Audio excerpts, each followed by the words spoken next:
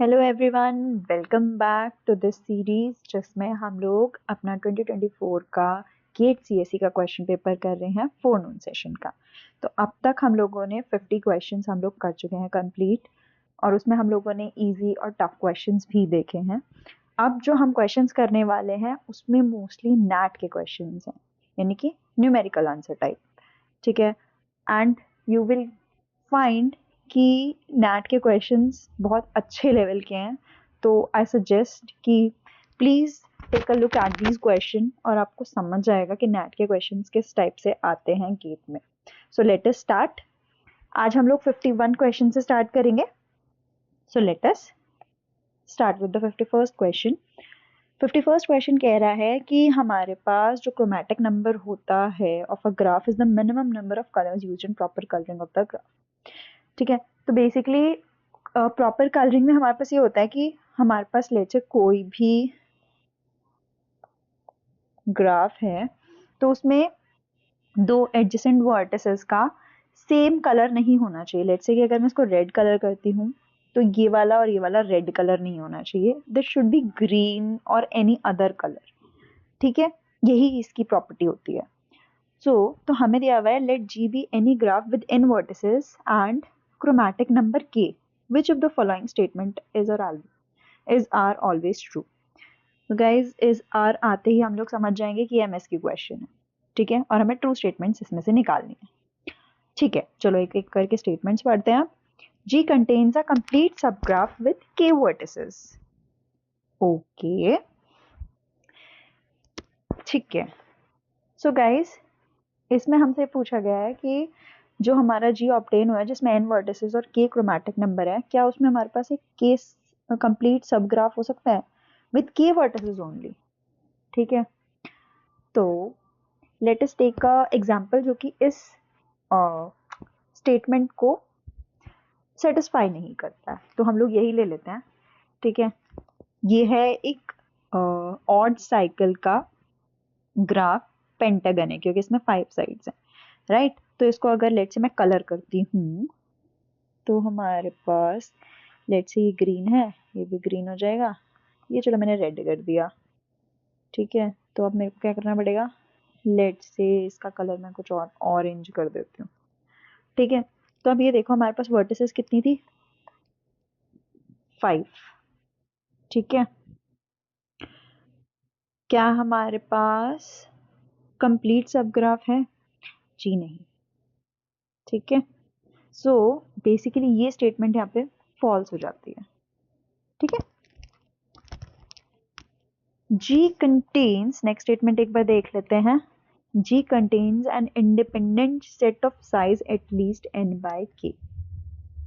देखो ये जो स्टेटमेंट है ना, ये सिर्फ पिजन होल प्रिंसिपल को एक तरीके से कह रही है। ठीक है, पिजन होल प्रिंसिपल क्या कहता है, पिजन होल प्रिंसिपल कहता है कि अगर आपके पास k कलर और n वर्टिसेस हैं, ठीक है, तो उस सेट्स में से कम एक ऐसा सेट होगा जो एटलीस्ट एवरेज साइज का होगा। एवरेज साइज का मतलब क्या है, n by k।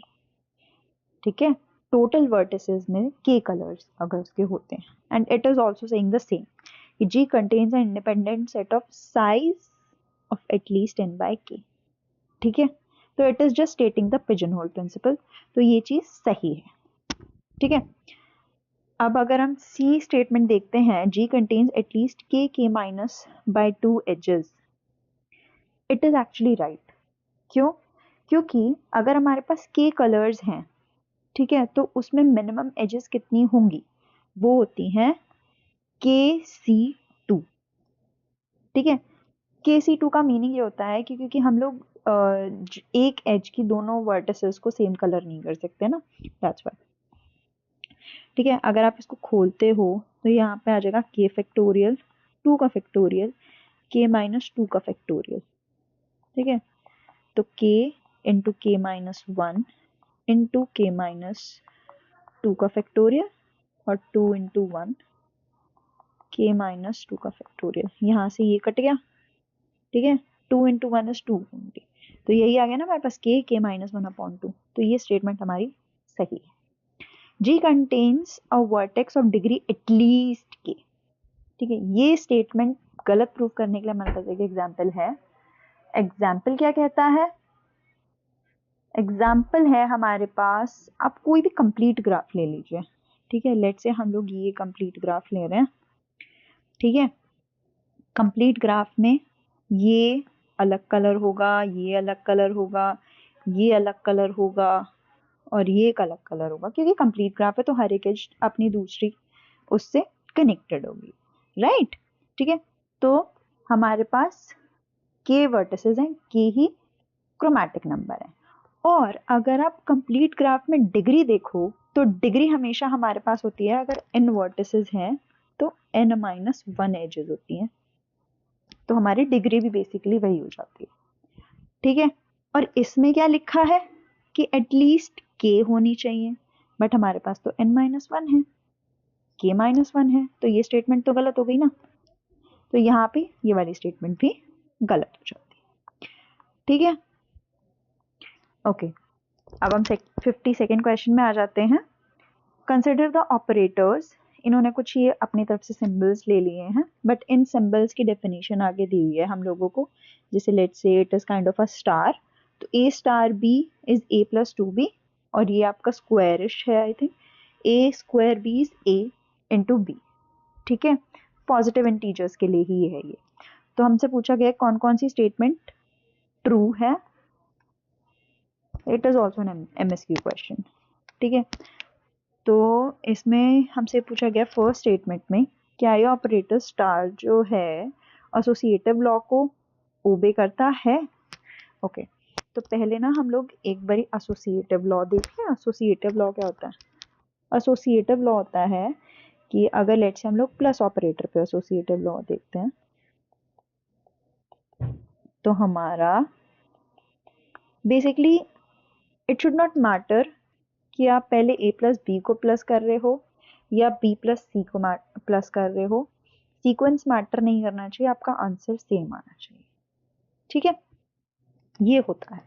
तो एक बारी स्टार पे भी देख लेते हैं, तो a star b star c is equal to a star b star c। ठीक है, अब जो स्टार का ऑपरेशन है वो एक बार हम डाल देते हैं, a plus 2b star c और a star b plus 2c। ठीक है, अब ये वाला पूरा पोर्शन a की तरह ट्रीट होगा और ये वाला पोर्शन b की तरह ट्रीट होगा, राइट? तो a प्लस 2b प्लस में 2c, राइट? इस वाले को अगर हम करते हैं तो a प्लस ये पूरा ट्वाइस हो जाएगा, तो 2 into B is 2b and 2 into 2c is 4c, right? तो क्या हमारा इक्वल है? जी नहीं, इट इज नॉट इक्वल, तो ये वाली जो स्टेटमेंट है वो रॉन्ग हो जाएगी। ठीक है, सिमिलरली सेकेंड स्टेटमेंट कह रही है कि क्या स्क्वायर ऑपरेटर आपका एसोसिएटिव लॉ को ओबे करता है। देख लेते हैं जी। सो इसमें भी हम लोग उसी तरीके से करेंगे, पहले ए और बी को सॉल्व कर लेते हैं और इसमें इसको सॉल्व कर लेते हैं। तो बिकॉज इट इज मल्टीप्लाई ना, तो मल्टीप्लाई तो आप डायरेक्ट कर सकते हो आई थिंक, तो ये इक्वल आएंगे हमारे, तो ये हमारा ओबे कर रहा है एसोसिएटिव लॉ। ठीक है, थर्ड हमारी स्टेटमेंट कह रही है कि operator star over the operator square obeys the distributive law. Okay, अब ये हमारे दूसरे लॉ की बात कर रहा है।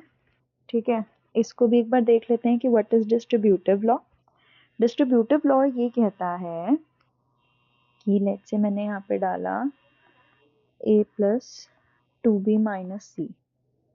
ठीक है, तो it should be equal to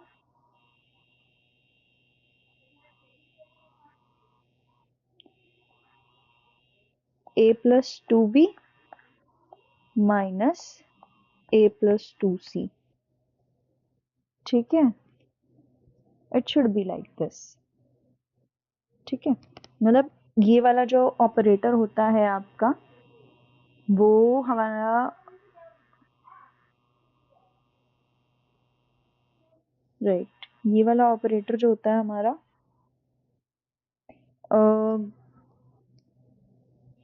guys let's do it with the multiplication sign, ठीक है, उससे वो ज़्यादा इंटरप्रेटेबल हो जाता है। तो a इंटू बी प्लस में a इंटू सी, राइट। हालांकि ये भी सही था, but it is kind of much what do you से, कि हम लोग यूज टू होते हैं मल्टीप्लाई इस तरीके से करने में, तो it is kind of more explanatory, ठीक है। तो अब हम देख लेते हैं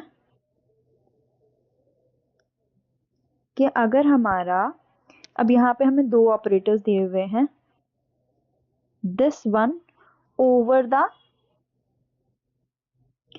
square one, star over the this, right. तो ये किस तरीके से बन जाएगा हमारा, इसको अगर हम खोलेंगे तो ये वाला जो ऑपरेटर होता है हमारा बीच में आता है हमेशा, ठीक है, ओके। हम हमेशा सबसे पहले ब्रैकेट खोलते हैं, राइट। तो हम लोग पहले ब्रैकेट ही खोलेंगे। जो हमारा स्क्वायर होता है it is just multiplication, right. इसमें अगर हम करेंगे तो it is a plus two B और ये हो जाएगा a प्लस टू सी।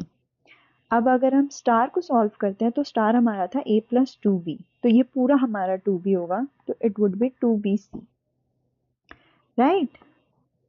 अगर हम इसमें करते हैं तो ये ना बेसिकली मल्टीप्लाई हो जाएगा a प्लस टू बी और a प्लस टू सी का, राइट। तो ये हो जाएगा a square two A C two A B plus four B C. Is it equal?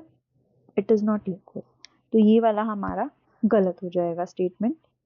एक बार लास्ट फोर्थ स्टेटमेंट और देख लेते हैं, ठीक है। इसमें हमारे एक्चुअली ऑपरेटर्स चेंज कर दिए इन्होंने डिस्ट्रीब्यूटिव लॉ में ही। तो हमारा अब क्या किया है इन्होंने कि स्क्वायर लगाना है हमें ओवर द स्टार ऑपरेटर, ठीक है। तो पहले इसको एक बार सॉल्व कर लेते हैं, a into B plus two C, right. तो ये क्या हो जाएगा ए बी प्लस में टू ए सी, राइट। और यहाँ पे अब इसको दूसरा आर एच एस साइड कर लेते हैं, तो ए star A square B star A square C, तो हो जाएगा ए बी प्लस में two A C, right. So these are equal, तो ये वाला हमारा स्टेटमेंट सही हो जाएगा, ठीक है जी। Let us come to our next question. Consider two set associative cache memory architectures, WBC, which uses the write back policy, and WTC, which uses the write through policy. Both of them use the least recently used block replacement policy. The cache memory is connected to the main memory. Which of the following statement are true? ठीक है, is are true. Okay, तो इसमें हमें थोड़ा सा ना background information चाहिए कि what is right back and what is right through, ठीक है। दोनों कैश मेमोरी के टाइप होते हैं हमारे पास, but how do they work.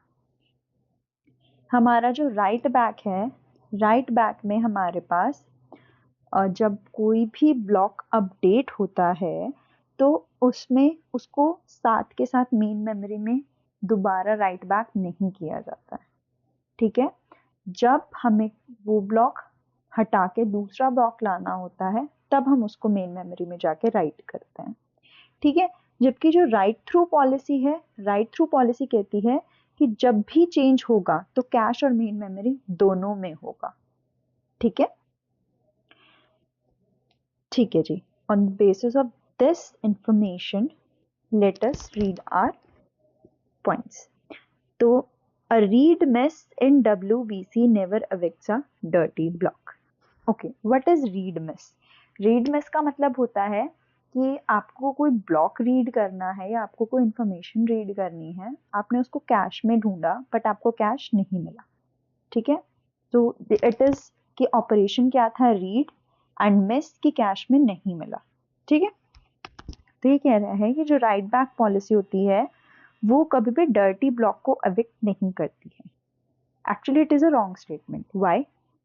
Let's say कि मेरी जो कैश है उसमें सारे ब्लॉक्स डर्टी हैं। डर्टी ब्लॉक हम उसको कहते हैं जिसमें कुछ ऑलरेडी अपडेशन हो चुकी है, ठीक है। तो अगर मेरा रीड मिस हुआ है तो मेरे को एक ब्लॉक कैश में लाना पड़ेगा, right?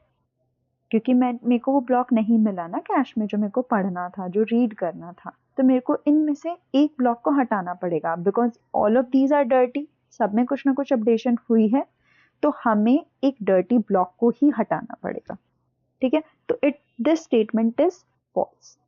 A read miss in WTC never triggers a write back operation of a cache block to main memory. Okay, so what is write back operation? Write back operation होता है कि हमने अगर कोई block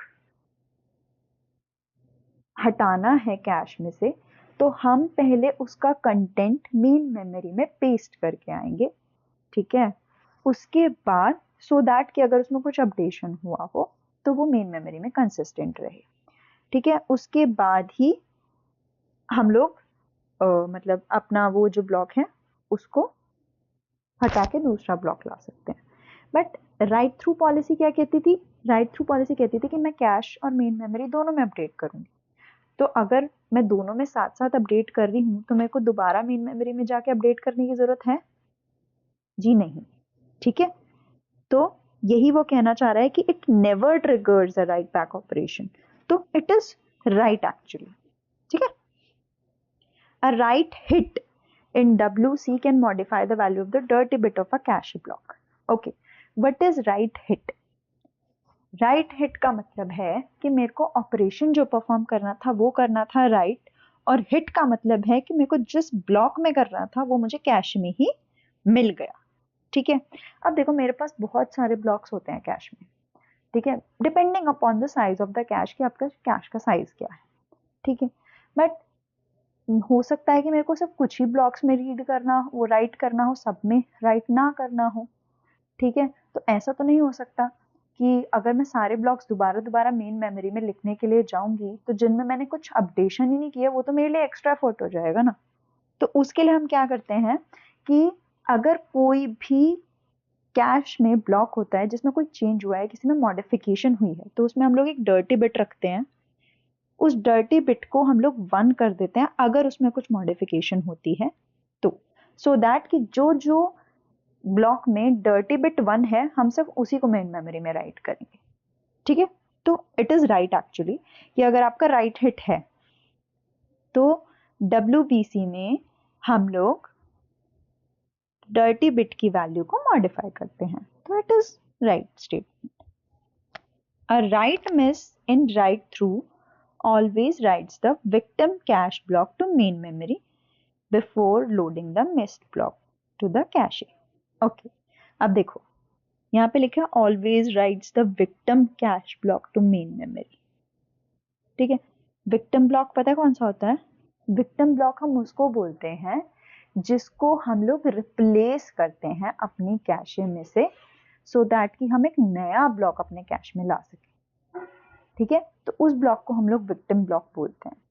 but victim block में अगर हम हटाते भी हैं राइट थ्रू पॉलिसी में से तो क्या हमें उस मेन मतलब उस ब्लॉक को मेन मेमोरी में लिख के आने की जरूरत है? जी नहीं, क्योंकि राइट थ्रू में हम साथ साथ काम करते हैं, राइट। तो ये स्टेटमेंट फॉल्स हो गई, ठीक है। So let us start with our NAT questions now. ठीक है. So consider a 512 GB hard disk with 32 storage surfaces. There are 409 sectors per track and each sector holds 1024 bytes of the data. ठीक है. The number of cylinders in the hard disk is. Okay guys, हमारी जो main memory होती है, ठीक है, उसमें हमारा डेटा कैसे स्टोर होता है? वो होता है ट्रैक्स, बेसिकली सिलेंडर्स, ठीक है, ट्रैक्स, और उसके बाद होते हैं हमारे सेक्टर्स, ठीक है।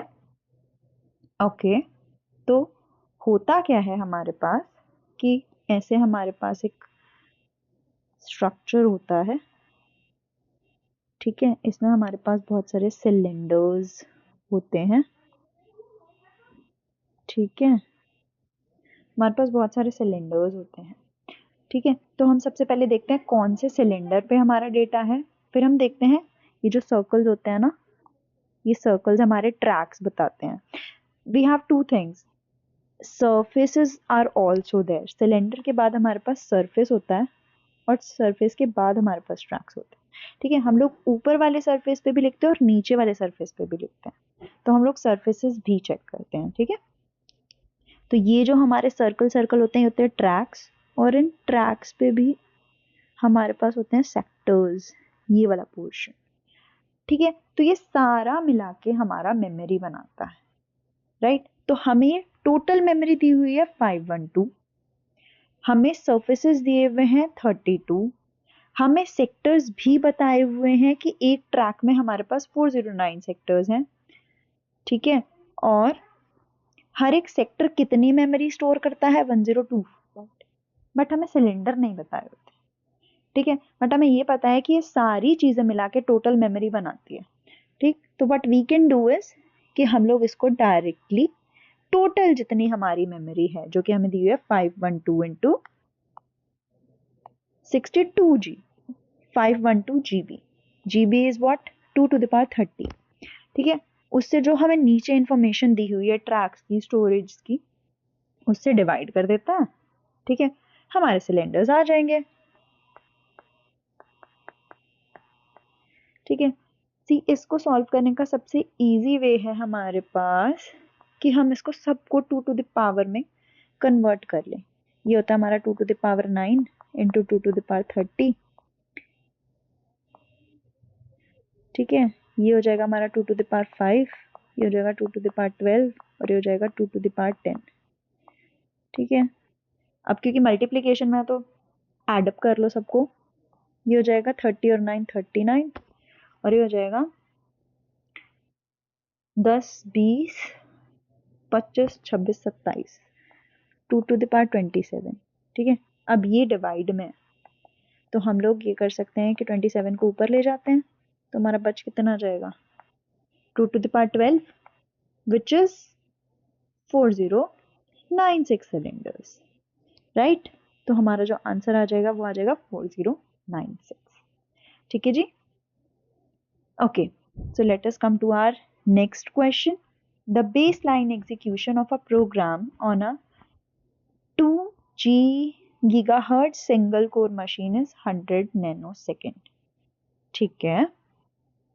The code corresponding to a 90% of the execution time can be fully parallelized. देखो, आपको ये एक प्रोग्राम का एग्जीक्यूशन टाइम दिया हुआ है, दैट इज 100 नैनोसेकेंड। उसमें से वो कह रहा है कि 90% आपका जो एग्जीक्यूशन टाइम है ना, वो पैरेललाइज हो सकता है, ठीक है। सिर्फ 10% ऐसा है जो सीक्वेंशियल है। The overhead for using an additional core is 10 nanosecond when running on a multi-core. Assume that all cores in the multi-core system run their share for an equal number of time, ठीक है। मतलब जितने multi core होंगे, हम लोग हर एक core को equal time ही distribute कर सकते हैं। The number of cores that minimises the execution time of the program is, okay. तो हमें बताना है कि हमें कितने कोर लें हम लोग, सो दैट कि हमारा जो टाइम है एग्जीक्यूशन टाइम वो मिनिमाइज हो सके, ओके, ठीक है जी। तो सबसे पहले तो एक काम करते हैं कि 100 नैनोसेकेंड है ना, इसमें से हम सिर्फ 90 नैनोसेकेंड ऐसा है जिसको हम लोग कोर्स में डिवाइड कर सकते हैं, ठीक है, और वो भी इक्वल में करना है हम लोगों को। तो लेट से हम लोग n कोर मान लेते हैं कि हमारे जो मिनिमम नंबर ऑफ कोर्स है वो n है, तो हमें इस 90 को n कोर्स में डिवाइड करना है। ठीक है, अब एक कोर तो हमारे पास है क्योंकि सिंगल कोर मशीन है मेरे पास ऑलरेडी, बट और भी जितने मैं एडिशनल कोर्स लूंगी उसमें मेरे को 10 नैनोसेकंड का ओवरहेड लेना पड़ेगा। ठीक है, तो अगर मैं total 9 course n course use कर रही हूँ तो एडिशनल कितने होंगे, n-1, क्योंकि एक ऑलरेडी मेरे पास है, और हर एक एडिशनल कोर के लिए मेरे को कितना ओवरहेड देना है, विच इज 10 नैनोसेकंड। ठीक है, प्लस जो हमारा 10 है जो सीक्वेंशियल हमारा बच गया है उसका भी एग्जीक्यूशन टाइम हमें चाहिए होगा। ठीक है, तो ये हमारा क्या हो जाएगा, ये हो जाएगा 90/n प्लस में 10n माइनस 10 प्लस में 10। ठीक है, ये -10 प्लस 10 तो कट गया। अब हमारे पास जो बच गया है वो बच गया है 90/n प्लस में 10n। ठीक है, अब देखो इस चीज को हमें करना है मिनिमाइज, n को बेसिकली मुझे मिनिमाइज करना है, राइट। मिनिमाइज करने के लिए हम लोग क्या कर सकते हैं कि अपना डिफरेंशिएशन लेके उसको 0 करते हैं। मिनिमाइज करने के लिए हम लोग यही करते हैं, राइट। तो इसका डिफरेंशिएशन अगर हम करते हैं तो ये क्या हो जाएगा, 90 इंटू n⁻⁻1 प्लस 10n। ठीक है, तो कांस्टेंट हमारा आ जाता है नीचे, मतलब साइड में, और पावर आ जाती है नीचे इंटू पावर -1, तो -1 इज -2, राइट। और ये 10 n1 - 1 इज 0, तो हमारे पास क्या आ गया है, -90 n-2 प्लस में 10। ठीक है, और हम इसको ऐसे लिख सकते हैं -90/n प्लस में 10, राइट। अब इसको हमें करना है 0 से इक्वेट, तो ये क्या हो जाएगा, -90/n² is equal to -10। Minus से माइनस कट गया, 10 से 10 मतलब 0 से 0 कट गया, तो 9 इज इक्वल टू n² आ गया, और n कितना आ जाएगा, रूट ले लो दोनों साइड, तो आपका आ जाएगा n3। तो हमारे 3 कोर ऐसे हैं जिनमें हम लोग टाइम को मिनिमाइज कर सकते हैं एज एडिशनल अगर हम लेते हैं तो। ठीक है जी, okay, let us come to the 56th question. A given program has 25% load store instructions. Suppose the idle CPI cycles per instruction without any memory stall is 2. ठीक है, अगर हमारी कोई मेमोरी स्टॉल नहीं होती है तो हमारा 2 साइकिल में एक इंस्ट्रक्शन वर्क कर जाती है आराम से। हमारा जो प्रोग्राम है उसका है 2% miss rate on instruction cache और 8% मिस ऑन डेटा कैश, और जो हमारी मिस पेनल्टी है वो है 100 साइकिल्स। ओके, तो हमें स्पीड अप बताना है with a perfect cache with no data और इंस्ट्रक्शन कैश मिसेस। ठीक है, तो हमें क्योंकि स्पीड अप बताना है तो हमें परफेक्ट कैश का निकालना पड़ेगा, और अगर हमारे पास मिस हो रहे हैं तो भी हमें उसका निकालना पड़ेगा एग्जीक्यूशन टाइम। ठीक है, तो हमारे पास एक इंस्ट्रक्शन कैश दी हुई है, एक डेटा कैश दी हुई है। ठीक है, इंस्ट्रक्शन कैश है तो हमारे हर एक इंस्ट्रक्शन को हम जब एक्सेस करेंगे तो इंस्ट्रक्शन कैश से करेंगे, बट जो डेटा कैश होती है वो सिर्फ लोड और स्टोर इंस्ट्रक्शन पे ही एक्सेस की जाती है। ठीक है, तो सबसे पहले हम लोग एक एग्जांपल ले लेते हैं। लेट्स से कि हम लोग 100 इंस्ट्रक्शन पे करके देख लेते हैं फॉर एग्जांपल जस्ट। ठीक है, क्योंकि ये स्पीड अप है ना, इस वजह से हम लोग देख लेते हैं। अब अगर हमारे पास 100 इंस्ट्रक्शंस हैं, ठीक है, उसमें से आपकी 2% इंस्ट्रक्शन कैश में मिस होती हैं, यानी कि 2% of 100 instruction is going to get miss, यानी कि 2 इंस्ट्रक्शन हमारी मिस हो जाएंगी, और उनकी जो मिस पेनल्टी होगी, हर एक मिस के लिए हमारी 100 साइकिल्स है। तो 2 इंस्ट्रक्शंस के लिए हमारी 200 साइकिल्स पेनल्टी हो जाएगी, राइट। अगर हमारा डेटा कैश में मिस होता है, ठीक है, तो हमारी सिर्फ 25% लोड और स्टोर इंस्ट्रक्शंस है, तो उन्हीं पे ही होगा ये डेटा कैश अगर मिस होगा तो। 25% of 100 instructions is 25 instructions। तो हमारे पास 25 इंस्ट्रक्शंस हैं 100 में से लोड और स्टोर की, ठीक है, जिसमें से भी 8% मिस रेट है। तो हमें 8% ऑफ 25 निकालना है, जो कि हमारी मिस होने वाली है, क्योंकि 8% मिस रेट हमें गिवन है। तो ये हो जाएगा 1 4 1 2। तो 2 ही हमारी इंस्ट्रक्शंस होंगी इन 25 इंस्ट्रक्शन में से जहां पे हमारा मिस होगा। अगेन मिस की हमारी एक इंस्ट्रक्शन की 100 पेनल्टी है, तो 200 पेनल्टी हो जाएगी हमारी डेटा इंस्ट्रक्शन की भी, डेटा कैश की भी, ठीक है। अब हमें क्या करना है, अब हमें देखना है कि टोटल हमारा बेसिकली कितनी लगी साइकिल्स 100 इंस्ट्रक्शन में। तो 100 के लिए हर एक 100 इंस्ट्रक्शन में हमें 2 साइकिल्स तो लगेंगी, वो तो आइडल है, ठीक है। बट अगर हमें कैश में नहीं मिलती हैं तो इंस्ट्रक्शंस में हमें 200 पेनल्टी देनी पड़ेगी, क्योंकि 2 इंस्ट्रक्शन हमारी मिसिंग हुई थी। डेटा कैश में भी हमें 200 पेनल्टी देनी पड़ेगी, क्योंकि हमारी 2 इंस्ट्रक्शन डेटा कैश में भी गई थी। तो हमारे पास कितना हो गया, 600, राइट। अब ये जो है ये 100 इंस्ट्रक्शंस पे है। मेरे को अगर सिर्फ 1 इंस्ट्रक्शन पे निकालना होगा तो आई डिवाइडेड बाय 100। तो मेरे पास आप ये कह सकते हैं कि 6 साइकिल्स पर इंस्ट्रक्शन आ जाएंगी विद मिस, ठीक है। और आइडल हमारा कितना है, 2 साइकिल पर इंस्ट्रक्शन गिवन है हमें, जिसमें कोई ना डेटा इंस्ट्रक्शन मिस है, ना डेटा कैश मिस है, ना इंस्ट्रक्शन कैश मिस है, ठीक है। तो हमारा स्पीड अप क्या होता है, स्पीड अप होता है हमारा विद मिस आइडल, हमारा आ रहा है 3, ठीक है। तो ये 3 का बेसिकली स्पीड अप रेशो होगा हमारा विद द परफेक्ट कैशिंग, ठीक है। Okay, let us come to the 57th question.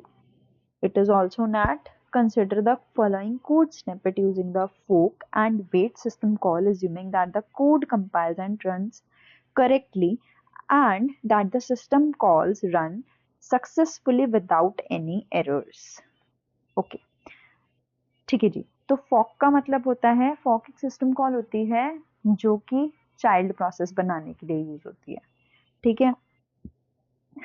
और वेट सिस्टम कॉल किस लिए होती है, बेसिकली वेट सिस्टम कॉल इसलिए होती है कि अगर आपने कोई चाइल्ड बनाया है और आपकी पेरेंट प्रोसेस लेट से अपने चाइल्ड प्रोसेस से पहले कंप्लीट हो गई, तो आपका जो चाइल्ड प्रोसेस होता है ना वो ऑर्फन हो जाता है। तो वो रिसोर्सेज कंटेन करता है बट उसको रिटर्न के लिए अपनी पेरेंट प्रोसेस नहीं मिलती, तो वो उनको रिसोर्सेज को पकड़ के रखता है, ठीक है। तो it is kind of a wastage. तो हम लोग एक बाद में डिफ़ॉल्ट वो होती है हमारे पास प्रोसेस होती है, ठीक है, वो वहाँ पे उसको बाद में कर देता है, but for a very long time वो रखता है अपने पास। तो हम लोग वो नहीं चाहते हैं, ठीक है।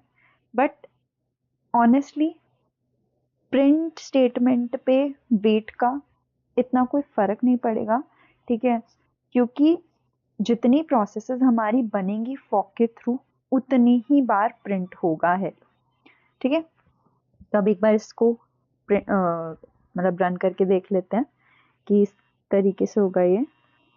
तो लेट्स से कि हमारे पास x is equal to 3 initialize किया फर्स्ट स्टेटमेंट पे, और जो आपका x है वो जब तक ग्रेटर देन 0 है तब तक आपकी नीचे की स्टेटमेंट्स चलेंगी, राइट। तो लेट्स से कि आपकी जो प्रोसेस है वो इनिशिएट हुई, ये हमारी मेन प्रोसेस है, ठीक है, x इज इक्वल टू 3 जिसकी वो है। अब इसने किया फॉक को कोड, तो एक तो हमारी जो मेन प्रोसेस थी वो रह जाएगी और एक इसका थ्रेड बन जाएगा, ठीक है, इसका चाइल्ड बन जाएगा। अब जो चाइल्ड होता है ना, उसको instruction set as it is मिलता है, ठीक है, और उसको x की वैल्यू भी एज इट इज ही मिलेगी, ठीक है। उसके बाद ये प्रिंट स्टेटमेंट करेगा, ठीक है, ये वेट स्टेटमेंट भी करेगा और ये x माइनस माइनस भी करेगा, ठीक है। अब ये वाली आपकी पेरेंट प्रोसेस बन चुकी है, ये वाली आपकी चाइल्ड प्रोसेस है, ठीक है। लेट्स से मैं इसको c लिख देती हूँ, ठीक है। ये भी आपका प्रिंट करेगा, वेट करेगा, x माइनस माइनस करेगा, ठीक है। अब यहाँ पे जो x की वैल्यू है वो क्या हो जाएगी 2, राइट, क्योंकि x माइनस माइनस हो चुका है, तो यहाँ पे x की वैल्यू 2 हो गई। दोबारा वाइल चेक हुआ, यहाँ पे दोबारा से फॉक कॉल हुआ, ठीक है। तो यहाँ पे ये वाली प्रोसेस एक और चाइल्ड बनाएगी, तो let's say it is C, right. Same instruction set यहाँ पे भी था इसके पास, तो अब ये जो चाइल्ड था ये अगेन अपना चाइल्ड बनाएगा, ठीक है, CCPF। यहाँ पे भी x की वैल्यू इसको क्या मिलेगी 2 मिलेगी, राइट। अब अगेन ये प्रिंट स्टेटमेंट करेगा, वेट स्टेटमेंट करेगा और x को माइनस माइनस कर देगा, राइट। यहाँ पे x की वैल्यू क्या आ गई हमारे पास 1, ठीक है। अब ये दोबारा वाइल चेक करेगा, वाइल चेक करेगा तो अगेन ये PF प्रोसेस जो है एक और चाइल्ड क्रिएट करेगी, CPF, ठीक है। यहाँ पे भी हमारे पास x की वैल्यू 2 थी, तो ये प्रिंट स्टेटमेंट करेगा, वेट स्टेटमेंट करेगा और x माइनस माइनस करेगा। यहाँ पे भी हमारे x की वैल्यू 1 होगी, सिमिलरली यहाँ पे भी x की वैल्यू 1 होगी और यहाँ पे भी x की वैल्यू 1 होगी, राइट। अब यहाँ पे एक पेरेंट प्रोसेस, ये वाली जो प्रोसेस है CPF वाली, ठीक है, ये अपना एक चाइल्ड क्रिएट करेगी, ये वाली भी अपना एक चाइल्ड क्रिएट करेगी, ठीक है, और ये वाली भी अपना एक चाइल्ड क्रिएट करेगी, ठीक है जी। अगेन यहाँ पे प्रिंट स्टेटमेंट होगी, वेट स्टेटमेंट होगी और x माइनस माइनस हो जाएगा, सेम ये सारे भी यही काम करेंगे, ठीक है। बट यहाँ पे x माइनस माइनस होने के बाद x हो गया 0, ठीक है, तो यहाँ से ये रिटर्न चला जाएगा, ठीक है। बट ये वाली स्टेटमेंट, ये वाली जो प्रोसेस है ये तब तक फिनिश नहीं करेगी, कब तक, जब तक यहाँ ये वाला जो स्टेटमेंट है ना ये वाली खत्म नहीं हो जाती, क्योंकि ये इसका चाइल्ड है, ठीक है। तो जब ये रिटर्न करेगी तब ये फिनिश करेगा। सिमिलरली यहाँ पे भी सब में x माइनस माइनस होके x 0 हो जाएगा, तो यहाँ से सारे रिटर्न करना स्टार्ट कर देंगे, ठीक है। यहाँ पे भी 0 हो जाएगा, यहाँ पे भी 0 हो जाएगा। ये वाली स्टेटमेंट कब फिनिश करेगी, जब ये रिटर्न कर देगा, जब ये रिटर्न कर देगा, जब ये रिटर्न कर देगा, ठीक है। ये वाली प्रोसेस कब खत्म करेगी, जब ये रिटर्न कर देगा। ये वाली प्रोसेस कब खत्म करेगी, जब ये रिटर्न कर देगा। सिमिलरली जब ये रिटर्न कर देगा तो ये हमारी प्रोसेस खत्म होगी और यही हमारी मेन प्रोसेस थी, ठीक है। तो अल्टीमेटली प्रिंट कितनी बार हुआ, प्रिंट हमारा हुआ जितने हमारे ये लास्ट में लीव्स काइंड ऑफ जो हमारा ट्री बन रहा है ना उसमें जितनी हमारी लीव्स हैं, ठीक है। तो कितनी लीव्स हैं 1 2 3 4 5 6 7 8, ठीक है। बेसिकली हमारा जो ये प्रिंट हुआ है ये 8 टाइम्स प्रिंट होगा, 8 टाइम्स प्रिंट होगा, जी नहीं, जी नहीं, 8 टाइम्स प्रिंट नहीं होगा, क्योंकि यहाँ पे भी तो प्रिंट हुआ है। तो हम लोग यहाँ से एक बार इसको करना स्टार्ट करते हैं, 1 प्रिंट, 2 प्रिंट, 3 4 5 6 7 8 9 10 11 12 13 14 14 प्रिंट हुए हैं, ठीक है। एक्चुअली एक फॉर्मूला होता है हमारा, प्रिंट स्टेटमेंट हमारी हुई है 14 बार, ठीक है। अगर कोई आपसे डायरेक्ट क्वेश्चन पूछे कि आपको फॉक स्टेटमेंट दी हुई है, ठीक है, इतनी बार हमारी फॉक कॉल हुई है, क्योंकि होता क्या है कि हर एक फॉक 2 चाइल्ड्स बनाता है, ठीक है। तो अल्टीमेटली लास्ट में कितनी प्रोसेसेस बनेंगी, तो उसका हमारे पास फॉर्मूला होता है 2 टू द पावर, बेसिकली जितनी बार फॉक कॉल हुआ होता है, ठीक है। यहाँ पे 3 है ना ये, तो यहाँ पे लूप में 3 बार फॉक कॉल हुआ है, तो 2 टू द पावर 8, तो अल्टीमेटली आपके पास 8 प्रोसेसेस रहेंगी। बट क्योंकि ये लूप में था, तो जब जब प्रोसेस बनी है, ठीक है, न्यू प्रोसेस क्रिएट हुई है, तब तक हमारा प्रिंट स्टेटमेंट साथ साथ में चला है, तो हमारी जो टोटल प्रिंट होंगी वो 14 होंगी, ठीक है। So let us come to the next question, जो कि है हमारा नेटवर्किंग से, ठीक है। Consider the entry shown below in the forwarding table of an IP router. Each entry consists of an IP address and the corresponding NES hop router for the packet whose destination IP address matches the prefix. Okay, the notation /n in a prefix indicates the subnet mask, with the most significance n bit set to 1, ठीक है। तो हमारे पास 20 packet हैं जो हर एक 5-5 host को send मिले हुए हैं, ठीक है, और हमारे पास होस्ट के IP एड्रेसेस दिए हुए हैं। तो हमें बताना है कि number of packets forwarded via the next hop router R2। हमें बताना ये है कि R2 से कितने पैकेट जाएंगे, ठीक है। और इन अदर टर्म्स कि ये जो होस्ट दिए हुए हैं, इनमें से कितने होस्ट R2 पे जाएंगे, ठीक है। तो एक काम कर लेते हैं, ये दिया हुआ है हमें सबनेट मास्क, ठीक है, और सबनेट मास्क में सबसे पहले हम लोग रेंज निकाल लेते हैं कि कितनी कितनी बेसिकली हमारी रेंज है, कौन कौन से ये जो होस्ट हैं, ये IP एड्रेस कौन कौन से रेंज में लाई करेंगे, right. So let us calculate the range first.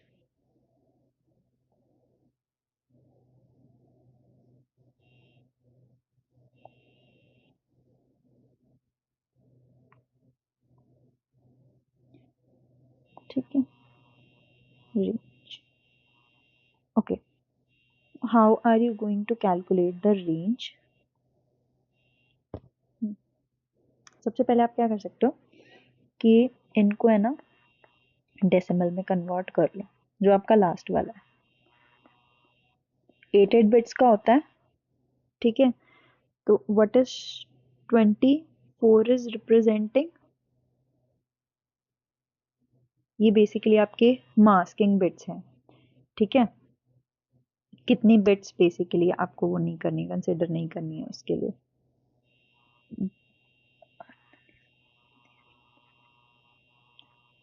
Right, ठीक है। और आप ऐसे भी कह सकते हो, इसमें 8 बिट्स हैं, इसमें 8 बिट्स हैं, इसमें 8 बिट्स हैं, ठीक है। तो 8 3 ज़ा 24, ये सारी बिट्स जो है हमारी होस्ट में कंसिडर हम लोग करेंगे, राइट। तो अगर आपको रेंज निकालनी है, तो हमारी जो रेंज आती है, ये जाती है कि जितने हम लोगों को होस्ट बिट्स मिले हुए हैं, उसको हम लोग 0 0 0 है तो इसको 1 1 1 कर दें लास्ट तक, जहां तक ये जा सकते हैं पॉसिबिलिटीज, ठीक है। तो ये क्या हो जाएगा, 10.1.0 से लेके इसकी जो रेंज जाएगी, ये चली जाएगी 255 तक, लास्ट वही रेंज होती है हमारी, राइट। अब इस सेकंड वाले को देख लेते हैं। सी, ये तो सेम ही है सब में, ठीक है। तो मैं सिर्फ इस वाले को माप कर लेती हूँ डेसिमल में, बाकी मेरे को माप करने की जरूरत नहीं है, राइट। तो अगर आप 128 को मैप करते हो तो वो बन जाएगा आपका ये, ठीक है। अब इसमें 25 बिट्स हैं, तो ये भी हमारी नेटवर्क आईडी का पार्ट है, ये हमारी होस्ट है, ठीक है। तो हमारी जो होस्ट बनेंगी वो कहाँ तक जाएंगी, ठीक है। ये सारी बेसिकली हमारी 1 हो जाएंगी, तो ये भी हमारी जाएंगी तो 255 तक ही, बट यहाँ पे जो स्टार्टिंग होगी ना वो यहाँ मतलब ये वाली होगी, स्टार्टिंग हमारी 128 से होगी। ठीक है, यही डिफरेंस है, इसमें हमें एक बिट एक्स्ट्रा मिली हुई है इस रेंज में, इसमें हमारी ये वाली जो बिट है ये नेटवर्क आईडी में चली गई है। इस वाले को अगर हम देखें तो 64 को अगर हम देखें तो 64 को जब हम मैप करेंगे तो हमारा क्या बनेगा 01000000। अब ये वाला जो पार्ट है ये आपका नेटवर्क आईडी का पार्ट है। ठीक है, और इन वाली सारी बिट्स को अगर मैं 1 कर देती हूँ तो हमारा क्या बनेगा, ठीक है, मैक्सिमम हम जो बना पाएंगे इस वाले से वो बनेगा हमारा 127। अगर आप इसको डेसिमल में मैप करते हो तो वो 127 बनेगा। ठीक है, तो ये वाली जो रेंज होगी हमारी वो होगी 64 से 127 तक। सिमिलरली 192 का अगर मैं करती हूँ तो मेरा 192 का क्या बनेगा,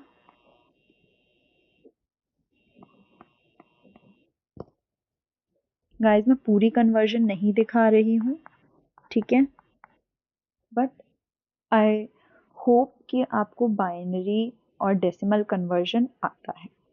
ठीक है, मतलब इट इज़ लाइक कि दैट सिंपल वन, कि आप 192 से उसको 2 से डिवाइड करते जाओ और जो जो रिमाइंडर आता जाएगा वो लिखते जाओ। ठीक है, वो वाला है। तो मैं आपको 64 का करके दिखा देती हूँ सिंपल, किसी को अगर नहीं आता है तो, बट आई होप सबको आता होगा। ठीक है, सो इट इज 16,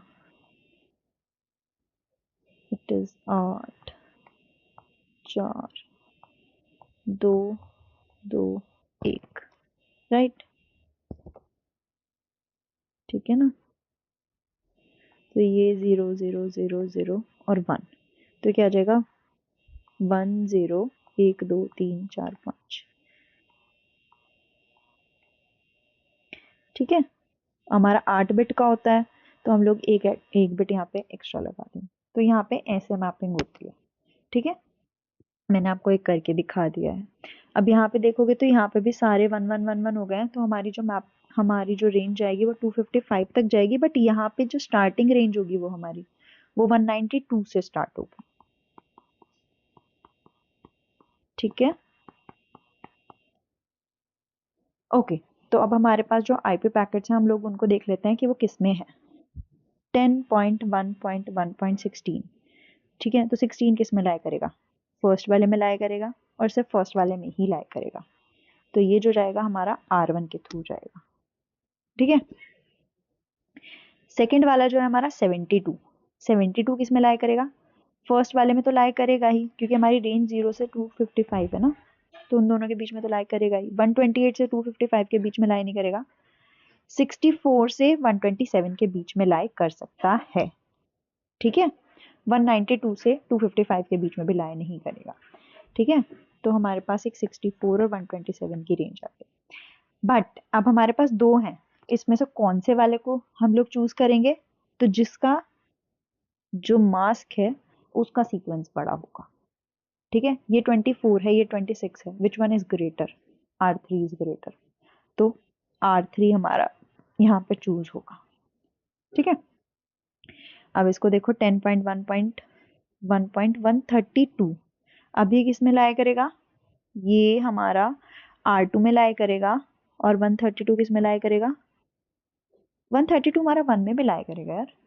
ठीक है, इसमें हमारा 132 लाया नहीं करेगा क्योंकि 127 पे इसकी लिमिट खत्म हो जाती है, और ये स्टार्ट ही 192 से करता है।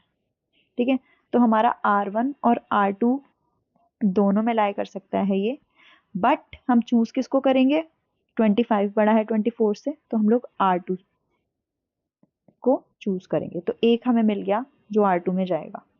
ठीक है, इस वाले को देख लेते हैं 10.1.1.191, 1 वाले में जाएगा फॉर श्योर, सेकंड वाले में भी जाएगा, ठीक है, थर्ड वाले में नहीं जाएगा, फोर्थ वाले में भी नहीं जाएगा। अगेन R1 R2 में से हम लोग R2 लेंगे क्योंकि हमारा मास का प्रीफिक्स R2 का बड़ा है, और ये है हमारा 205। 205 आपका 1 में भी लाई करेगा, सेकंड में भी लाई करेगा, और थर्ड में भी लाई करेगा, सॉरी थर्ड नहीं, फोर्थ में लाई करेगा। ठीक है, तो हम लोग लेंगे कौन सा, फोर्थ वाला ऑब्वियसली, क्योंकि 26 सबसे बड़ा है, तो R4। हमें कौन कौन से देखने हैं, जो R2 से जाएं। ठीक है, तो हमारे पास 2 पैकेट्स आ गए हैं, वो 2 IP होस्ट आ गए हैं जो कि R2 से जाएंगे, और हर एक होस्ट के पास 20 पैकेट हैं। ठीक है, तो टोटल कितने हो गए, 20 into 2 which is 40 packets. 40 packets जाएंगे R2 के थ्रू। ठीक है जी। Now let us come to the 59th question. Let G is equal to V sigma S and P be a context-free grammar in Chomsky normal form or CNF with sigma और symbols हमारे पास A, B, C है, और V है हमारे पास 10 variable symbol including the start symbol S। ठीक है, तो आपको जो स्ट्रिंग दी हुई है वो ये दी हुई है, is derivable from X, the number of steps application of rules in the S for star W is. तो बेसिकली हमसे पूछ रहा है कि नंबर ऑफ स्टेप्स इस W स्ट्रिंग को निकालने के लिए कितने होंगे CNF में।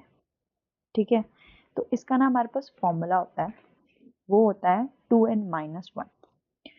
ठीक है, CNF में हमारे पास किसी भी स्ट्रिंग को बनाने के लिए, ठीक है, 2n-1 स्टेप्स लगते हैं, जिसमें n क्या होता है, n इज स्ट्रिंग की बेसिकली लेंथ, राइट। अब एक होती है हमारे पास GNF। ठीक है, GNF में हमारे कितने स्टेप्स लगते हैं, इट इज n स्टेप्स। ठीक है, ये चीजें आप याद कर लीजिए। अब हमें क्योंकि CNF में पूछा गया और हमारे होते हैं 2n-1, तो हम सबसे पहले अपनी जो स्ट्रिंग है उसकी लेंथ निकाल लेते हैं। तो A 30, B 30 और C 30 कितने हो गए, 90 हो गए ना। इसका ट्वाइस करके इसमें से माइनस कर देना है 1, इट्स 180 - 1 विच इज 179। तो हमारे जो नंबर ऑफ स्टेप्स होंगे वो 179 होंगे। ठीक है जी। The number of edges present in the forest generated by the DFS traversal of an undirected graph G with 100 vertices is 40. The number of connected components in G is। ठीक है जी, इसको ना मतलब इसका भी एक फॉर्मूला होता है हमारे पास। ठीक है, इट डिपेंड्स ऑन कि साइक्लिक और एसाइक्लिक ग्राफ की कॉरेस्पॉन्डिंग हमारे पास फॉर्मूला होता है कि अगर आपका जो ग्राफ है, नंबर ऑफ कनेक्टेड कंपोनेंट्स अगर आपको निकालने हैं इन अ ग्राफ, ठीक है, तो वो होते हैं आपके पास V minus E plus number of cycles. ठीक है, अगर आपके पास ए साइक्लिक ग्राफ है तो वो जाता है आपका V माइनस E। ठीक है, अब आपको क्या दिया हुआ है, आपको दिया हुआ है फॉरेस्ट। ठीक है, forest consist of many trees, right. Trees की हमारी प्रॉपर्टी क्या होती है कि ट्रीज में कभी साइकिल नहीं होती। ठीक है, तो हमारे जो फॉरेस्ट में ए साइक्लिक ग्राफ की फॉर्मूला हम लोग पुट करेंगे। ठीक है, तो हमारे पास V दिए हुए हैं 100 और नंबर ऑफ एजेस दी हुई हैं 40। ठीक है, तो हमारे पास नंबर ऑफ कंपोनेंट्स कितने हुए, connected components, it is 60 components. ठीक है, Consider the following two regular expressions over the alphabet 0, 1 are this and s this. ठीक है, the total number of strings of less than or equal to 5 which are neither in R nor in S. ठीक है, ठीक है, okay. सो देखो आपको दिए हुए अल्फाबेट 0 और 1, ठीक है। तो इसमें सबसे पहले यही देख लो कि आपके पास और लेंथ दी हुई है लेस देन और इक्वल टू 5। 0 लेंथ की कितनी बनेगी, 1 लेंथ की कितनी बनेगी, 2 लेंथ की कितनी बनेगी, 3 लेंथ की कितनी बनेगी, 5 की कितनी बनेगी, 5 बनेगी, ठीक है। और उसमें से भी हमें वो चूज करनी है जो आर और एस में दोनों में नहीं है। तो हम लोग आर और एस में भी देख लेते हैं कि बेसिकली कितनी कितनी है आपके पास, कौन कौन सी आएंगी। तो इसमें ना आपके पास जो आएंगी वो होंगी 0 का स्टार है प्लस 1 का स्टार है, तो या तो 0 होगी या फिर 1 होगी, राइट। ठीक है, इसको भी हम लोग 0, 1, 2, 3, 4 और 5, ये है हमारी आर और एस में, ठीक है। तो फिर इसको इस तरीके से समझाते हैं हम लोग।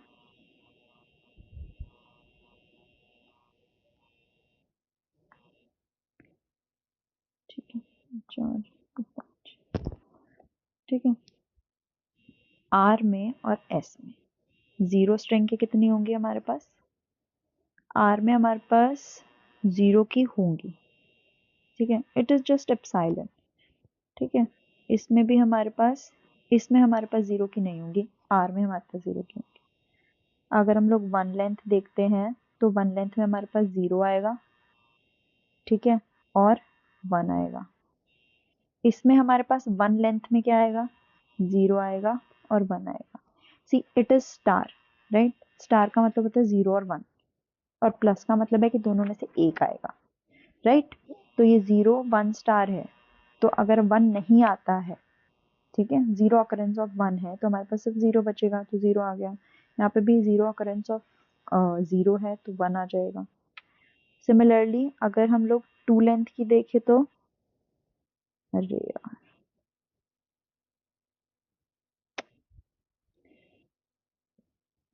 ठीक है,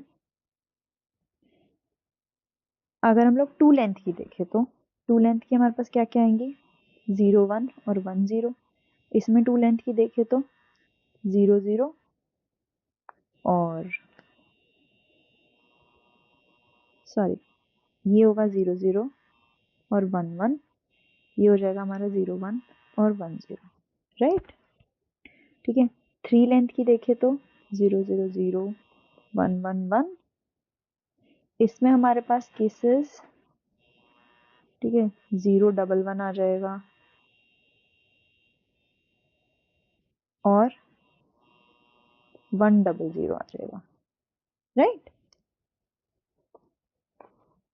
इसमें हम अगर हम देखें 4 में तो 0, 0, 0, 0, 1, 1, 1, 1, और इसमें अगर हम देखें तो 4 के में 0, 1, 1, 1, 1, 0, 0, 0। 5 की में अगर हम देखें तो सेम 0, 0, 0, 0, 1, 1, 1, 1, ठीक है।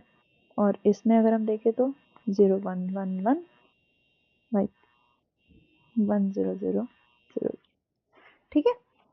ये हमारे पास स्ट्रिंग्स आ जाएंगे बेसिकली।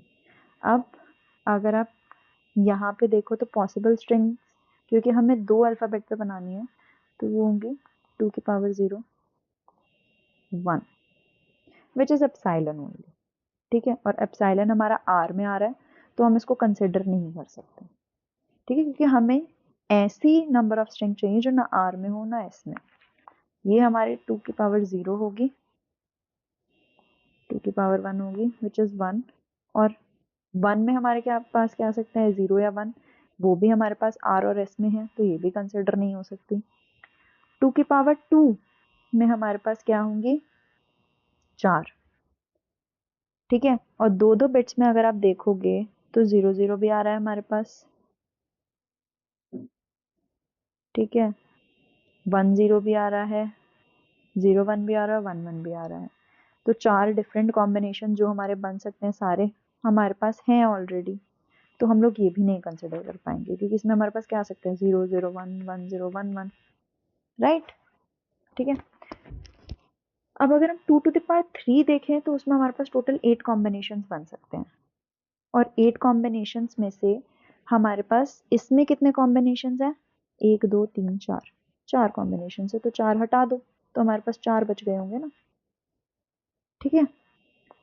2 टू द पावर 4 हमारे पास 16 कॉम्बिनेशन होते हैं, और 4 के अगर हमारे पास देखें अगेन इसमें 4 कॉम्बिनेशन है, 4 डिजिट्स के साथ, तो वो भी हटा दो तो बच गए 12।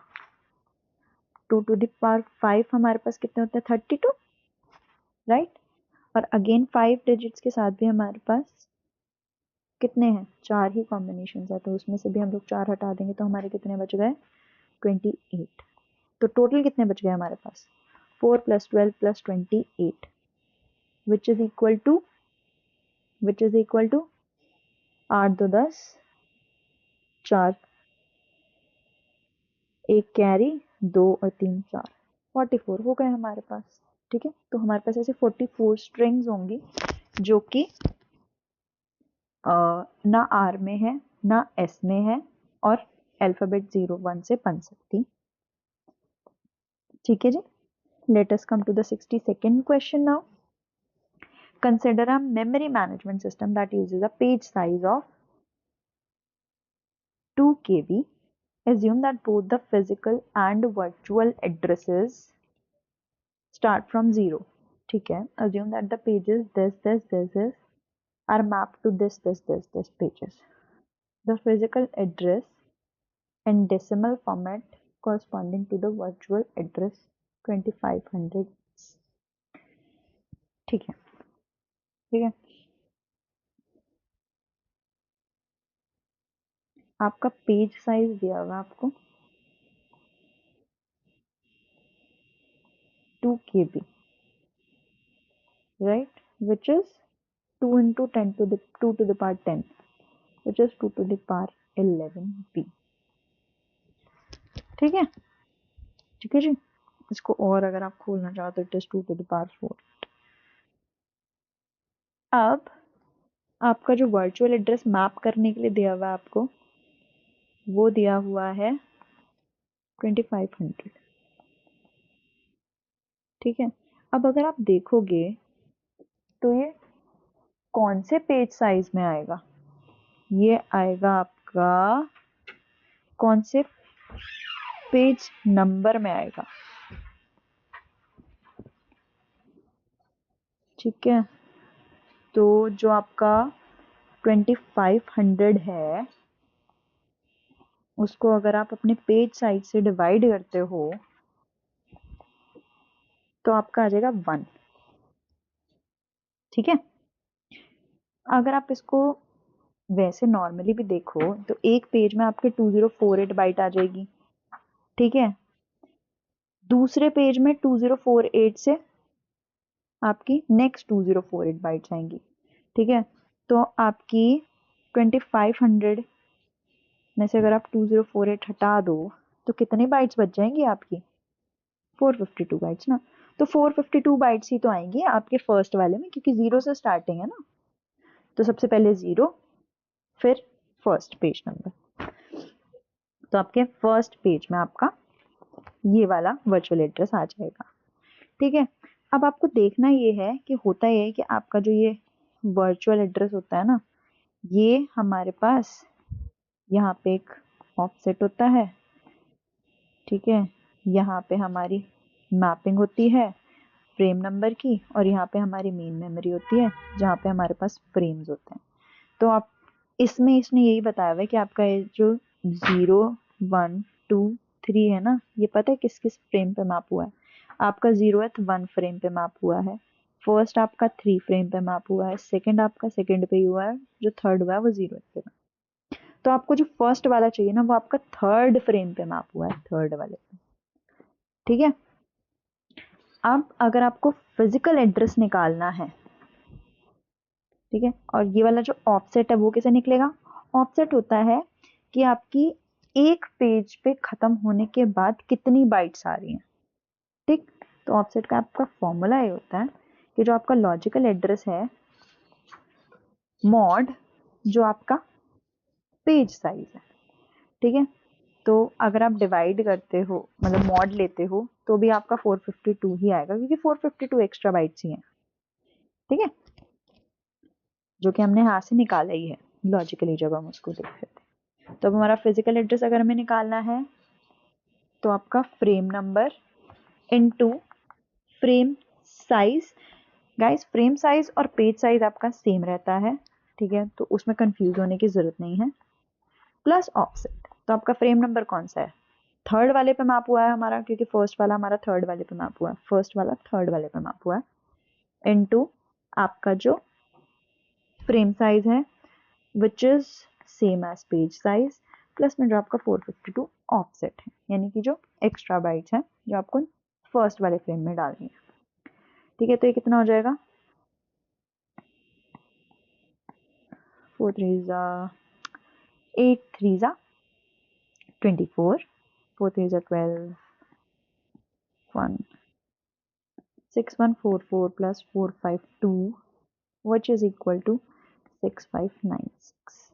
ठीक है, तो ये आपका फिजिकल एड्रेस बन जाएगा। ठीक है जी, now let us come to the 63rd question.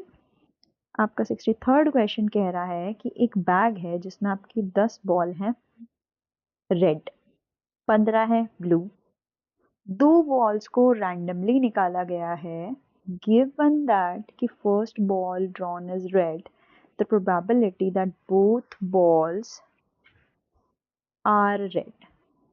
ठीक है, तो अगर आप देखोगे ये अगर आपका बैग है, इसमें से अगर आपकी फर्स्ट रेड बॉल निकलने की प्रोबेबिलिटी कितनी है, ठीक है, और फर्स्ट ब्लू बॉल निकलने की प्रोबेबिलिटी कितनी है, तो आपके पास टोटल 25 है जिसमें से 10 रेड हैं, तो फेवरेबल 10 हो गए, टोटल 25 हो गए। सिमिलरली ब्लू आपकी 15 है, ठीक है, और टोटल आपकी 25 है। ठीक है, तो आपकी ये वाली हो गई। अब अगर आपको सेकंड बॉल भी रेड निकालनी है तो अब आपके पास टोटल कितनी बॉल्स हैं? सबसे पहले आप ये देखो, ठीक है, दिस इज, ये अगर रेड निकालनी है और ये अगर ब्लू निकालनी है, ठीक है, तो अगर आपने पहली रेड निकाली थी तो अब आपके पास रेड बॉल कितनी है?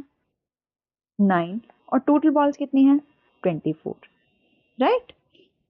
तो आपकी दोबारा रेड निकालने की प्रोबेबिलिटी कितनी हो जाएगी? 9/24।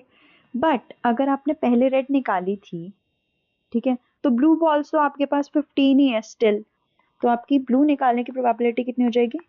15/24। 24 क्यों? क्योंकि एक बॉल तो निकली है जो कि रेड थी, राइट। अगर यहीं पे आपकी ब्लू बॉल अगर हमने पहले निकाली थी, अब अगर आपकी रेड निकालते हैं हम लोग, तो पहली जो निकली थी वो निकली थी ब्लू इस किस सिनेरियो में। ठीक है, तो हमारे पास टोटल रेड बॉल्स अभी भी 10 होंगी, बट क्योंकि एक बॉल निकल चुकी है तो टोटल बॉल्स हमारे पास 24 हो गई। बट यहाँ पे अगर हमारी सेकेंड भी ब्लू बॉल निकालते हैं हम लोग, तो एक ब्लू बॉल निकल चुकी है, तो टोटल ब्लू बॉल 14 बच गई हैं। टोटल कितनी बॉल बच गई है हमारे पास? 24। ठीक है, तो ये बेसिकली आपका पूरा सिनेरियो बनता है अगर आप 2 बॉल्स निकालते हो। अब हमसे जो पूछा गया है कि आपने जो पहली बॉल निकाली है वो थी रेड, और वो कह रहे हैं कि सेकेंड बॉल भी जो निकालनी है वो है रेड, तो हमारा आंसर हो जाएगा 9/24। ठीक है जी, so now let us come to our 64th question, ठीक है, which is from digital electronics. Digital electronics में आपको 3 मल्टीप्लेक्सर दिए हुए हैं जिसके आपके पास M1 मल्टीप्लेक्सर के X1 X2 दो इनपुट्स हैं और M2 वाले मल्टीप्लेक्सर का X3 X4 दो इनपुट्स है, राइट। और आपका जो मल्टीप्लेक्सर 3 है वो M1 का आउटपुट और M2 का आउटपुट एज इनपुट ले रहा है और हमारे पास जो है Y आउटपुट दे रहा है। अब आपको क्या दिया हुआ है कि आपको X1 की वैल्यू दी हुई है 1, X2 की वैल्यू दी हुई है 1, X3 की वैल्यू दी हुई है 0, X4 की वैल्यू दी हुई है 0, ठीक है। और आपसे पूछा जा रहा है कि ऐसी कितनी कॉम्बिनेशन हो सकती हैं कि आपका जो y है ना वो 1 है, ठीक है। तो होता क्या है, मल्टीप्लेक्सर का बेसिकली कॉन्सेप्ट ये होता है कि जो आपकी सेलेक्ट लाइन होती है ना, ये सेलेक्ट लाइन आपके 0 और 1 पे बेसिकली a है, ठीक है। a हमारा या तो 0 कंटेन करेगी या a 1 कंटेन करेगी। अगर 0 है तो ये वाला इनपुट फॉरवर्ड होगा, अगर 1 है तो X2 वाला इनपुट फॉरवर्ड होगा इस वाली लाइन पे, ठीक है। सिमिलरली B की जो वैल्यू होगी, अगर B की 0 वैल्यू होगी तो X3 यहाँ जाएगा, अगर B की 1 वैल्यू होगी तो X4 यहाँ जाएगा, ठीक है। सिमिलरली C की अगर वैल्यू 0 होगी तो ये वाला Y पे इनपुट आउटपुट जाएगा, अगर 1 वैल्यू होगी तो ये वाला जाएगा, ठीक है। यही होता है। और अगर हम इसकी इक्वेशन बनाना चाहें, ठीक है, तो Q1 की इक्वेशन क्या बनेगी, अगर A होगा 0, A0 को हम रिप्रेजेंट कैसे करते हैं, with the help of A बार, तो वो होगा हमारा X1 वाला, या फिर अगर हमारा A होता है 1 तो हमारा X2 जाएगा, राइट। X अगर हम लोग Q2 की बात करें तो क्योंकि हमारी सेलेक्ट लाइन है B, तो B बार X3 plus B X4, right. अब क्योंकि हमें X1 और X2 X3 X4 की वैल्यू दी हुई है तो हम लोग वो वैल्यूज भी पुट कर लेते हैं, ठीक है। तो X1 की वैल्यू 1 है, इसकी भी वैल्यू 1 है, तो हमारे पास क्या आ जाएगा A bar plus A which is 1, ठीक है। इसका मतलब क्या है, इसका मतलब ये है कि A की वैल्यू चाहे कुछ भी हो, A बार हो या A हो, 0 हो या 1 हो, आपका 1 ही जाएगा, ठीक है। और which is actually logical also, क्योंकि X1 की भी वैल्यू 1 है और X2 की भी वैल्यू 1 है, ठीक है। तो दोनों वैल्यूज हमारी 1 ही जाएंगी। On the other hand Q2 में ऐसा नहीं है, क्योंकि इसमें हमारा X3 0 है, ये भी 0 है, तो हमारे पास क्या जाएगा, 0 प्लस 0 इज 0, क्योंकि दोनों 0 है तो हमारे पास जो वैल्यू जाएगी वो 0 ही जाएगी, ठीक है। अब इस केस में अगर आप देखो तो हमारा जो y है वो क्या जाएगा, C बार इंटू 1, क्योंकि Q1 की वैल्यू हमेशा हमारी 1 है और C हमेशा हमारा 0 है, तो y हमारा हमेशा C बार होगा। What it is trying to say कि अगर आपका y C बार होगा तो आपकी जो y की वैल्यू होगी वो हमेशा 1 होगी, ठीक है। और C बार में अगर आप A B C की वेरिएशंस देखो तो हमारे पास क्या क्या वैल्यू होती हैं, ये होती हैं, ठीक है, क्योंकि 2 to the power 3 होते हैं तो 8 कॉम्बिनेशंस हमारे पास हो सकते हैं, ठीक है। तो 4 कॉम्बिनेशंस ऐसे होंगे कि A और B के रिस्पेक्ट में A और B की वैल्यू कुछ भी हो, हमारे पास 1 1 ही आएगा y, राइट। तो हमारे पास 4 कॉम्बिनेशंस ऐसे होंगे, ठीक है। So now let us come to the last question of this series, ठीक है। तो इसमें हमारे पास एक IP डेटाग्राम दिया हुआ है जिसका साइज दिया हुआ है 1420 बाइट्स, ठीक है। 1020 बाइट्स में 1420 बाइट्स में सॉरी हमारे पास 20 बाइट्स का है हेडर, ठीक है। और तो हमारे पास डेटा बाइट्स कितनी हो गई, डेटा बाइट्स हो गई हमारे पास 1400, ठीक है। अब ये बोल रहा है कि ना ये एक सेंडर है, उसने ये किसी को भेजा, हमारा रिसीवर है, ठीक है, और उसके बीच में हमारे पास दो लिंक्स हैं, यानी कि दो राउटर्स हैं, ठीक है, जिनकी MTU यूनिट, इसकी 542 है, इसकी MTU यूनिट 360 है। MTU यूनिट का मतलब होता है मैक्सिमम ट्रांसफर यूनिट, कि आप कितना ज्यादा से ज्यादा डेटा भेज सकते हो, ठीक है। तो ये एक पैकेट में आपको 542 से ज्यादा डेटा नहीं भेज सकता, तो ये क्या करेगा, अगर उतना डेटा नहीं भेज सकता, ये फ्रेगमेंट्स करेगा, ठीक है। फ्रेगमेंट्स करने का मतलब क्या है कि हमारे पास गया 1400 का डेटा, ठीक है, क्योंकि 20 तो हमारे पास मतलब जाएगा तो यहाँ पे एज अ पैकेट 4020, बट यहाँ पे क्या होगा कि यहाँ पे जाएगा, हमारे पास डेटा कितना आया 1400, ठीक है। अब 542 में हमें 20 बाइट का हेडर भी चाहिए, तो हम इफेक्टिवली कितना डेटा भेज सकते हैं इस MTU में, हम लोग इफेक्टिवली भेज सकते हैं 522, ठीक है, क्योंकि हमें 20 अपना हेडर भी साथ में भेजना पड़ता है फॉर एक्स्ट्रा इन्फॉर्मेशन कि कहाँ पे जाना है एंड एवरीथिंग, राइट। बट हमारे पास एक कंस्ट्रेंट और होता है, and what is that constraint is कि जो आपका डेटा होता है ना, वो हमेशा 8 का मल्टीपल होता है, ठीक है। तो हम लोग 522 में उसका लेटेस्ट मल्टीपल 8 का देखेंगे, ठीक है। तो आप इसको 8 से डिवाइड कर लो, इट इज 6 प्लस 42, सॉरी हमारे पास 2 बच गया, राइट, 65, ठीक है।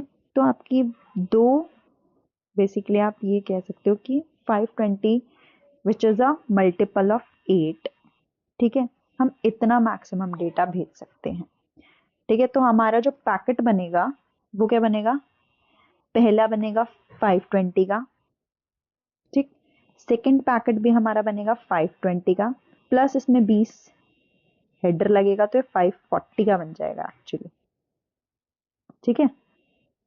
पैकेट हमारे ऐसे जाएंगे। अब ये कितना हो गया हमारा, ये हमारा हो गया 520 प्लस 520 इज 1040, ठीक है। तो अब हमारे पास टोटल कितना है 1400 डेटा जो है हमारे पास, ठीक है। तो हमारे पास 360 डेटा बच गया है और बाइट्स का डेटा, ठीक है। तो ये जाएगा 360 प्लस में 20 विच इज 380 का ये डेटा आपके पास जाएगा, ठीक है। तो ये बेसिकली ये जो एक पैकेट आया था इस लिंक 1 पे 3 फर्दर पैकेट्स में डिवाइड हो गया है, ठीक है। तो ये इस वाले लिंक 2 पे जब पहुंचेगा तो ये 540 का एक पैकेट पहुंचेगा, 540 का एक पैकेट पहुंचेगा, 380 का एक पैकेट पहुंचेगा, ठीक है। अब हमारे पास दूसरे वाले में तो MTU और छोटा है, ठीक है, और इसमें भी हमारा जो इफेक्टिव डेटा जो हम भेज सकते हैं वो 340 भेज सकते हैं, क्योंकि 20 बिट्स अगेन हमें हेडर के लिए चाहिए, ठीक है ना, तो वो भी हमें अलग निकालने हैं। प्लस हमारे पास रिस्ट्रिक्शन ये भी है कि 8 से मल्टीपल होना चाहिए, तो अगेन 340 को 8 से डिवाइड करो, 32 20 16 4, ठीक है, कितना हो गया 4 2 42, ठीक है। तो इसमें से हम अगर 4 हटा दें तो हमारा कितना बच गया 336, ठीक है। तो हमारे डेटा में जो हम मैक्सिमम डेटा भेज सकते हैं वो हम 336 भेज सकते हैं, राइट। तो अब इन पैकेट्स को हम लोग दोबारा ब्रेक करेंगे लिंक 2 पे, ठीक है। तो ये बन गया हमारा 20 हमारा हेडर है, 336 हमारा ये है। अब 540 में से 336 घटा दो, कितने बचे 4 0 2, is it right, is it right, 10, ठीक है, 10 में 6 गए 4, बच गया 3 3 0,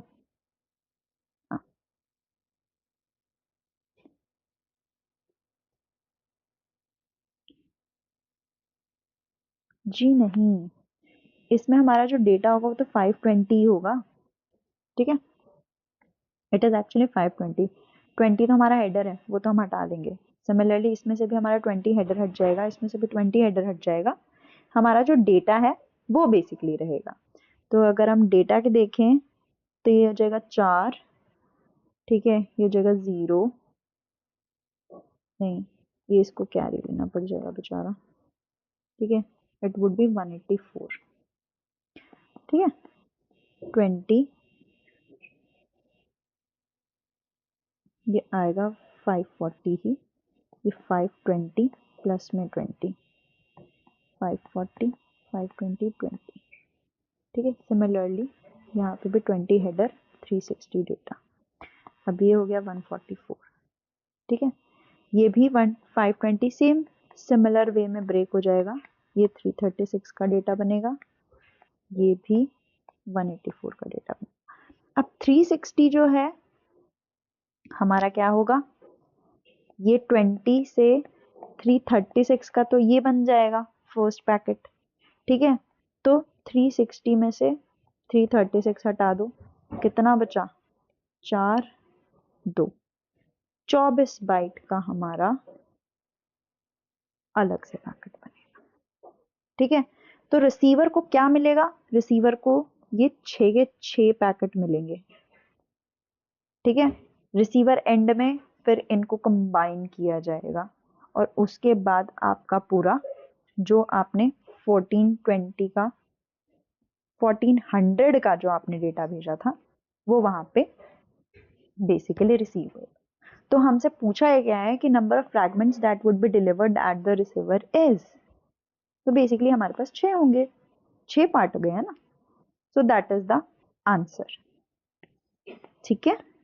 So guys, this was the last question of this 2024 forenoon session paper, ठीक है। I hope आप लोगों को पसंद आया होगा, समझ आया होगा, ठीक है। तो प्लीज़ अगर आपको लगता है कि आपको किसी क्वेश्चन में डाउट है, आप किसी और क्वेश्चन के बारे में कोई क्लैरिफिकेशन चाहते हो, तो please let me know in comments. Please like and subscribe this because I want to make you know the series for other exams also, ठीक है। तो फिलहाल के लिए मैं इसको गेट के ही क्वेश्चंस को आगे, क्योंकि हमारा फोनून खत्म हो गया है, अब मैं इवनिंग वाला जो पेपर है वो वाला स्टार्ट करूंगी, सेम 2024 वाला। After that I cover the 25 also, and जो बाकी के हमारे प्रीवियस ईयर क्वेश्चंस हैं गेट के वो भी। उसके बाद I'll continue with the net also, कि नेट के जितने मेरे को पेपर्स अवेलेबल होंगे I'll try to get all of them. So please अगर आप चाहते हैं कि मैं ऐसी ऐसी वीडियोस और बनाऊं और आपको इनके solutions with the question paper आपको दे सकूं, तो please like and subscribe this channel and video. Thank you, bye.